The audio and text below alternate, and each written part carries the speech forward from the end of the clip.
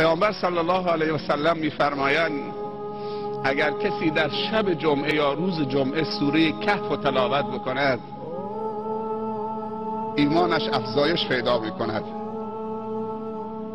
سوره کهف تلاوت بکند ایمانش و هدایتش کامل می شود، به شرطی که محتوای سوره کهف را بداند و برنامه های سوره کهف را بداند و پیام های سوره کهف یا خداوند از خلال سوره کهف را بداند و این پیام ها را به کار بگیرد، مد نظر داشته باشد. سوره کهف داستان جز داستان ایمان نیست، جز داستان خداجویی و خدا طلبی چیزی دیگر نیست، جز به سوی خدا حرکت کردن و توکل به خدا چیز دیگر نیست، جز فرار از معصیت و شرک و گناه و بدعت و کفر به سوی هدایت و نور الهی چیزی دیگر نیست.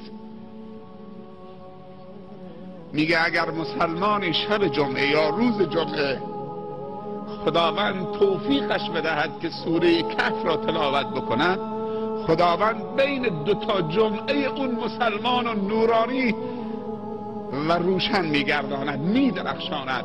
از این جمعه تا اون جمعه تو زندگیش جلوش پیشش همینجور میدرخشد و هیچ موقع در تاریکی گناه واقع نمی شود. منظور از نور، نوری است که دل اون جوانای مؤمن سرمایه‌دار درخشان و نورانی کرد که راهو پیدا کردن و به سوی خدا هجرت کردن. انهم فتیتون آمنوا بربهم و زدناهم هدا.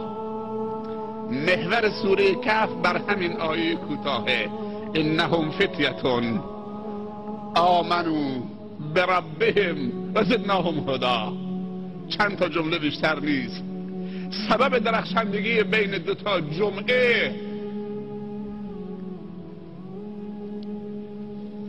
خواندن داستان اون چند تا جوان بود. خداوند تعریف مؤمن کرده، بالاخص مؤمن جوان. پس پدرای بزرگوار و محترم، از مؤمن شدن فرزندانتان عصبانی نشوید. از قرآن خوندن بچه هاتون خشم نگیرید. از دیندار شدن بچه هاتون مسخره نکنید. خوشحال باشیم که فرزندانمان دین طلب شدن، دین خواه شدن، خدا طلب شدن. قدر این دین را بدانین. انهم فتیتون، خداوند تعریف 7 جوان میکنه. اونها سرمایه‌دار بودن، جوانای فقیر نبودن، از امرا بودن. اونها جوان مرد بودن. ویژگیشون چه بود؟ ایمان آوردن. آمنو. به کی ایمان آوردن؟ به باطل؟ به ربهم. چه جالبم اینجا گفته، نگفته به رب. اگر گفت به رب خیلی خودحالی نبود، گفته به ربهم. ربی که مال خودشونه، به پروردگارشون، متعلق به خودشونه. اللهی که مال همه است، برای همه است، بیریا در اختیار همه است. برای توبه کردن نیاز نداری پیش ملا بری، دستت بلند بکن الله.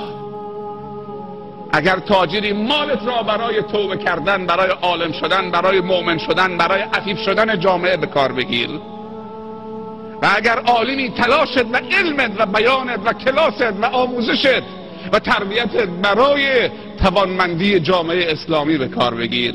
اگر صاحب نفوذ اجتماعی هستید، اگر مربی هستید، اگر سری هستید در جامعه، خداوند به تو این موقعیت عطا کرده، تلاش بکن که این موقعیت در خدمت دین باشه و دینداری جامعه باشه.